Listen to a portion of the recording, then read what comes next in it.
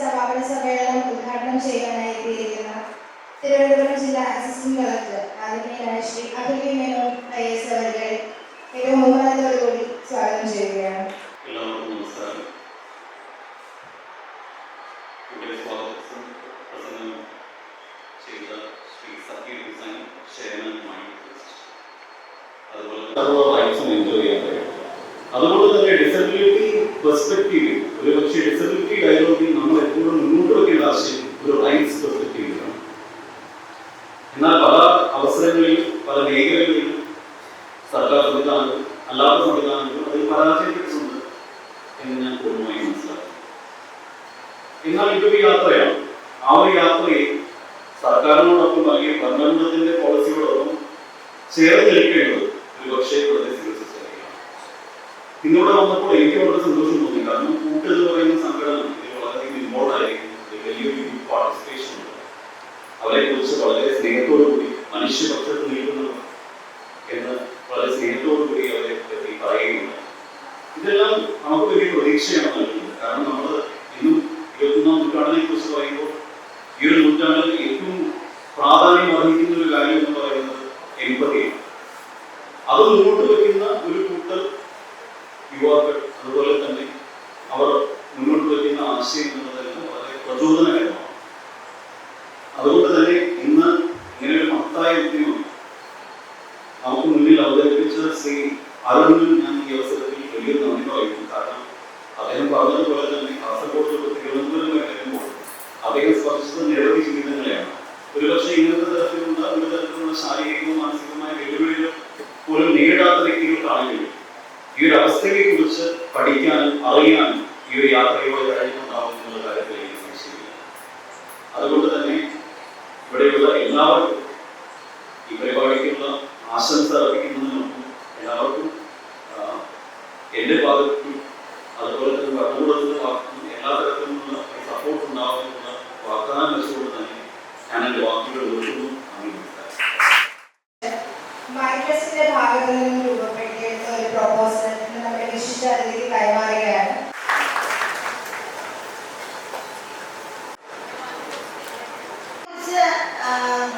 എനിക്ക് തോന്നുന്നു എനിക്ക് കുറച്ചുകൂടി പരിചയമുണ്ട് നിങ്ങളുടെ കോളേജിലെ മറ്റാരേക്കാളും. അതിലും എനിക്ക് ഏറെ സന്തോഷമുണ്ട്. മൈൻഡിലെ ഓരോ അംഗത്തെയും അല്ലെങ്കിൽ പോലും മൈൻഡിലെ കുറച്ച് ഭാരവാഹികളെയും അതിനൊക്കെ അപ്പുറം ഇപ്പോൾ സക്കീർ സാർ ഇവിടെ സൂചിപ്പിച്ചതുപോലെ നമ്മുടെ കൂട്ടിലെ കുഞ്ഞുങ്ങളെ എടുത്തു പറയേണ്ട കാര്യം തന്നെയാണ്. ഇവരുടെ ഓരോ രീതിയും ഞങ്ങൾക്ക് പരിചയമുണ്ട്. അപ്പൊ അത് ഞാൻ മറ്റേ സമാനതകളില്ലാത്ത ഒരു ചങ്ങാതി കൂട്ടമാണ് ഈ കൂട്ട് എന്ന് പറയുന്നത്. അപ്പൊ അതും വളരെ സന്തോഷമുണ്ട്. കാരണം ആ കുഞ്ഞുങ്ങളെ എല്ലാം ചേർത്തിട്ട് ഒരു പരിപാടി ഇവിടെ സംഘടിപ്പിക്കുവാൻ സാധിച്ചതിൽ വളരെയധികം സന്തോഷമുണ്ട്. ഈ ഒരു കാസർഗോഡ് മുതൽ തിരുവനന്തപുരം വരെയുള്ള ഈ ഒരു എന്താ പറയുക വോക്കിന് അല്ലെങ്കിൽ സ്റ്റെപ്പിംഗ് ടുവേർഡ്സ് ഇക്വിറ്റി എന്ന് പറഞ്ഞ ഒരു മൈൻഡിന്റെ ഒരു പ്രത്യേകത അത് തന്നെയാണ്. ഒരുപാട് നൂതന ആശയങ്ങളും അത് പ്രാവർത്തികമാക്കാനുള്ള ഒരു കൂട്ടായ ശ്രമവും. ഈ ഒരു ചുവട് എന്ന് പറയാം. ഈ ഒരു യാത്ര ഇവിടെ തീരുകയാണെങ്കിലും ഇത് അവസാനിക്കുന്നില്ല എന്ന് നമുക്ക് എല്ലാവർക്കും അറിയാം. കാരണം ഇത് പ്രധാനമായും മറ്റെന്തൊക്കെയാണെന്ന് പറഞ്ഞാൽ തന്നെയും പ്രധാനമായും അജ്ഞത അകറ്റുന്നതിന് വേണ്ടിയിട്ടുള്ള ഒരു യജ്ഞം തന്നെയാണ്. അത് ഈ ഭിന്നശേഷിയുള്ള കുഞ്ഞുങ്ങളുമായിട്ട് ഒത്തുചേർന്ന് അല്ലെങ്കിൽ അവർക്കൊപ്പം നടക്കുന്ന ഓരോരുത്തർക്കും അറിയാവുന്ന കാര്യമാണ്. നമ്മുടെ സമൂഹത്തിൽ നിന്നും ഏറ്റവും ആദ്യം മാറേണ്ടത് അല്ലെങ്കിൽ നീക്കം ചെയ്യപ്പെടേണ്ടത് അജ്ഞത അല്ലെങ്കിൽ ആ ഒരു ഇരുട്ടാണ്. ഈ ഒരു ഈ ഒരു വിഭാഗത്തിൽപ്പെടുന്ന ആൾക്കാരുടെ മാത്രം കാര്യം കൊണ്ടല്ല ഞാൻ ഈ പറയുന്നത്. ഒരുപാട് ഇപ്പൊ ആദ്യം തന്നെ ഡോക്ടർ അരുൺ ഇവിടെ സൂചിപ്പിച്ചതുപോലെ പലപ്പോഴും സങ്കടം തോന്നാറുണ്ട്. നമ്മളെല്ലാം ഒരുപാട് പുരോഗമിച്ചു എന്ന് പറഞ്ഞാൽ തന്നെയും എവിടെയൊക്കെയോ ഇപ്പോഴും നമുക്ക് എന്താണ് ഈ ഭിന്നശേഷി എന്നുള്ളതിനെ കുറിച്ചുള്ള ബോധം തന്നെയില്ല. ഞാൻ ഇതിനൊക്കെ ഒപ്പം നിന്ന ആൾക്കാരെ എല്ലാം മനുഷ്യർ എന്നാണ് വിളിക്കാൻ ആഗ്രഹിക്കുന്നത്. അല്ലാതെ അവരുടെ ദേവതുല്യതൊന്നുമല്ല. മനനം ചെയ്യുന്നവനാണ് മനുഷ്യൻ, അല്ലെ? അപ്പോ ചിന്തിക്കുന്നവനാണ് മനുഷ്യൻ, ബോധമുള്ളവനാണ് മനുഷ്യൻ. എങ്കിൽ ഈ മനുഷ്യരെ എല്ലാം നമ്മൾ എങ്ങനെയാണ് നോക്കേണ്ടതെന്ന് എനിക്കറിയില്ല. കാരണം ഞാൻ പറഞ്ഞല്ലോ, അറിവ് കേടുകൊണ്ട് അല്ലെങ്കിൽ അജ്ഞത കൊണ്ട് നമ്മുടെ വാക്കിലായാലും അല്ലെങ്കിൽ നോക്കുന്നതിലായാലും നമ്മുടെ സമീപനത്തിനായാലും കാഴ്ചപ്പാടിലായാലും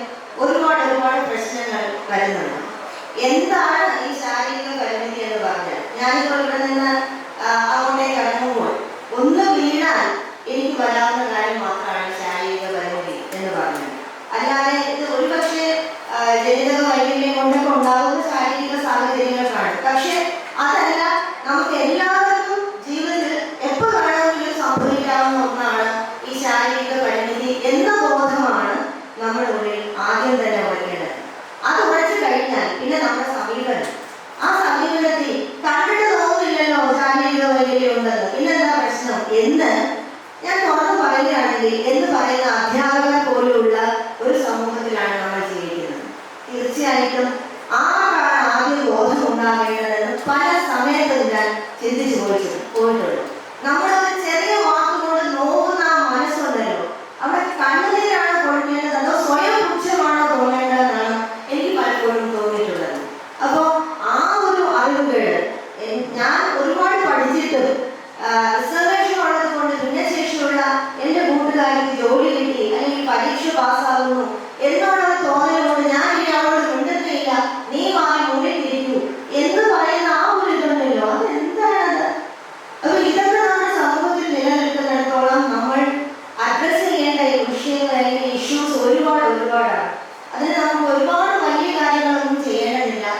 ഒന്ന് കണ്ണടച്ച് ഉള്ളിലേക്ക് ഒന്ന് നോക്കുക, അവിടെ എന്തൊക്കെ ഇത് സംബന്ധിച്ചുള്ള ഇരുട്ടുണ്ട് അതെല്ലാം ഒന്ന് നീക്കം ചെയ്യാൻ ഓരോരുത്തരും ശ്രമിച്ചില്ലെങ്കിൽ വലിയ വലിയ വാക്കുകൾ കൊണ്ടോ വലിയ വലിയ ഉപദേശങ്ങൾ കൊണ്ടോ പ്രസംഗങ്ങൾ കൊണ്ടോ ഒരു കാര്യവുമില്ല എന്നത് അനുഭവം സത്യം.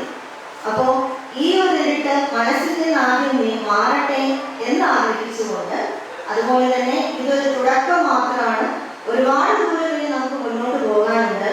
ഈ ഓരോ ചുവടിലും മൈൻഡിനെ ഓരോ അംഗത്തിനും ഓരോ ചുവടും കൂടുതൽ ഉറയ്ക്കട്ടെ എന്ന് ആഗ്രഹിച്ചുകൊണ്ടും, അതുപോലെ തന്നെ ഇതൊരു കൂട്ടുത്തരവാദിത്വമാണ്. കൂട്ടിലെ കുട്ടികൾക്ക് മാത്രമല്ല നമുക്ക് എല്ലാവർക്കും ഉത്തരവാദിത്വമുണ്ട്. ഈ ഉത്തരവാദിത്വവും കൂടുതൽ നന്നായി ഉറയ്ക്കട്ടെ എന്ന് ആഗ്രഹിച്ചുകൊണ്ട്, പ്രാർത്ഥിച്ചുകൊണ്ട്, ആശംസിച്ചുകൊണ്ട് ഒരു നല്ല ദിവസവും ഇനി ഒരുപാട് നമുക്ക് കാര്യങ്ങൾ പറഞ്ഞു തരാനായി ബ്രഹ്മനായകൻ സാറിനെ പോലെയുള്ളവരുണ്ട്. ഒരുപാട് ആൾക്കാർ ഇവിടെയുണ്ട്. കേട്ട് മനസ്സിലാക്കാം, കണ്ടു മനസ്സിലാക്കാം, ഹൃദയം കൊണ്ട് തൊട്ട് മനസ്സിലാക്കാം. നന്ദി, നമസ്കാരം. സംസാരിക്കുന്നതിനും സമൂഹ മാധ്യമങ്ങൾ ഭിന്നശേഷി കൈകാര്യം ചെയ്യുന്ന രീതികളെ കുറിച്ച് സംസാരിക്കുന്നതിനും വേണ്ടി യൂട്യൂബറും ഇൻഫ്ലുവൻസറുമായ ശ്രീമതി ഗായത്രിയെ ക്ഷണിക്കുന്നു. നമസ്കാരം, ഞാൻ ഗായത്രി.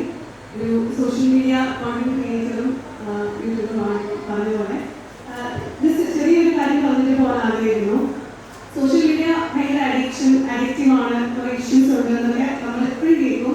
നമുക്കത് തോന്നും ഞാൻ ഫോണിൽ അഡിക്റ്റീവ് ആകുമോ എന്നൊക്കെ ചിലപ്പോൾ തോന്നാം.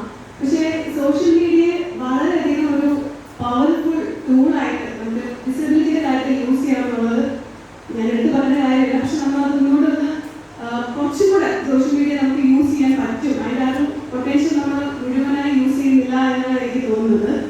ഇപ്പം ഫ്രണ്ട്സുമായി കണക്ട് ചെയ്യാനും മെന്റൽ ഹെൽത്ത് ബെറ്റർ ആക്കാനും സ്വന്തമായി കോണ്ടന്റ് റീൽസിലൂടെ ഒക്കെ ക്രിയേറ്റ് ചെയ്ത് കൂടുതൽ ആളുകളിലേക്ക് എത്തിക്കാനും ഒക്കെ സോഷ്യൽ മീഡിയ സഹായിക്കും. അത് കൂടാതെ തന്നെ അവയർനെസ്സിന്റെ കാര്യം, അവയർനെസ് നമ്മൾ സത്യം പറഞ്ഞാൽ നമ്മളിപ്പോൾ ഒരുപാട് കാര്യങ്ങൾ ചെയ്യുന്നുണ്ട്. എങ്കിൽ പോലും എനിക്ക് അരുൺ സർ നേരത്തെ പറഞ്ഞ മെയിൻ സ്ട്രീം മീഡിയയിലോട്ട് നമ്മുടെ കാര്യങ്ങളൊന്നും എത്തുന്നില്ല. അല്ലെങ്കിൽ ആളുകൾ ഒരുപാട് അങ്ങനെ സംസാരിച്ച് കാണുന്നില്ല. നമ്മൾ ഇതുപോലെ ചേർന്നിരിക്കുന്ന കുറച്ച് ആളുകൾ സംസാരിക്കുന്നു, അവയർനെസ് പരത്തുന്നതേ ഉള്ളൂ. അപ്പം എൻ്റെ ഒരു ആഗ്രഹം അല്ലെങ്കിൽ ഞാൻ കാണുന്ന രാഷ്ട്രീയം എന്ന് വെച്ചാൽ കൂടുതൽ നമ്മൾ സോഷ്യൽ മീഡിയയിൽ നമ്മൾ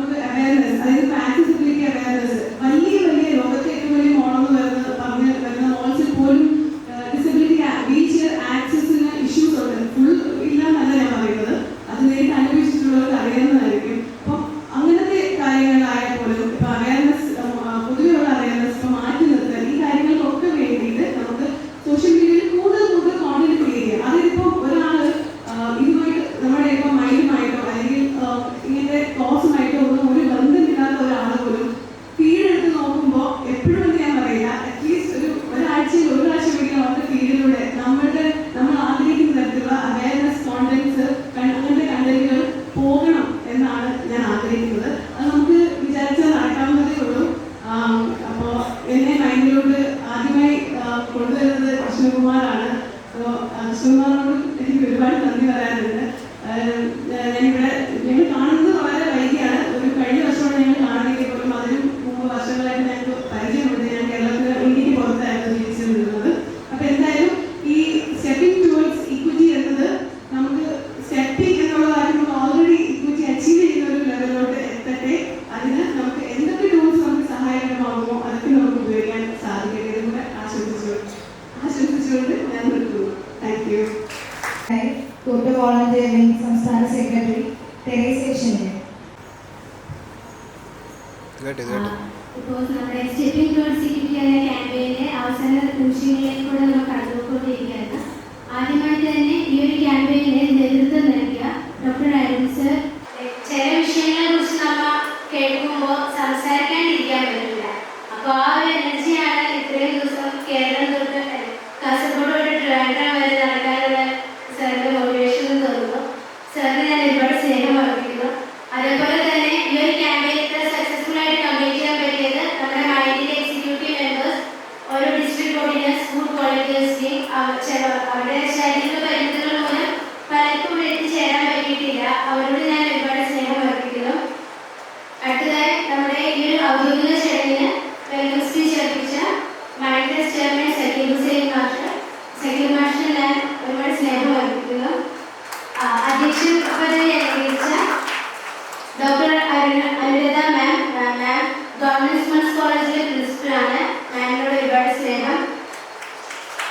ഇന്നോഗ്രൽ അഡ്രസ് ഇത്രയും തിരക്കുള്ള ജീവിതത്തിൽ നമ്മുടെ ക്യാമ്പയിന്റെ ഭാഗമായി തീർന്ന അസിസ്റ്റന്റ് കളക്ടർ അഖിൽ സാറിന് സാറിന്റെ ഭാഗത്തിൽ ഞാൻ ഒരുപാട് സ്നേഹം അർപ്പിക്കുന്നു. ആശംസകൾ അർപ്പിച്ച് ഇവിടെ സംസാരിച്ച ശ്രീമതി അനില മാം, ഉമ്മജ്യോതി മാം, നന്ദു സർ, പിന്നെ ഗായത്രി മാം, എല്ലാവരോടും ഒരുപാട്